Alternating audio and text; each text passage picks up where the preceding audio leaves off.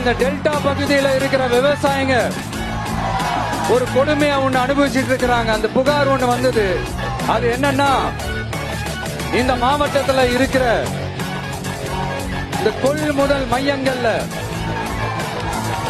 இந்த நெல்ல ஏத்தி இறக்கிறதுக்கு, அதாவது லோடிங் அண்ட் அன்லோடிங், அதுக்கு ஒரு 40 கிலோ மூட்டைக்கு 40 ரூபா கமிஷன் வாங்குறாங்களாம். அரசாங்கமே ஒரு மூட்டைக்கு 10 ரூபா கொடுக்கறாங்க. ஆனா இவங்க அதுக்கு மேல 40 ரூபா கமிஷன் வாங்குறாங்க. ஒரு டன்னுக்கு 1000 ரூபாய் கமிஷன். நீங்க கணக்கு போட்டு பாத்தீங்கன்னா இந்த 4.5 வருஷத்துல பல கோடிகள் இந்த டெல்டா பகுதிகளில் இருக்கிற இந்த விவசாயிங்க கிட்ட இருந்து கமிஷனா புடுங்கி இருக்கிறாங்க.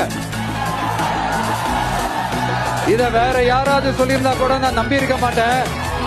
ஆனா என்கிட்ட சொன்னதே விவசாயிங்க தான். விவசாயிங்க பொய் சொல்ல மாட்டாங்க.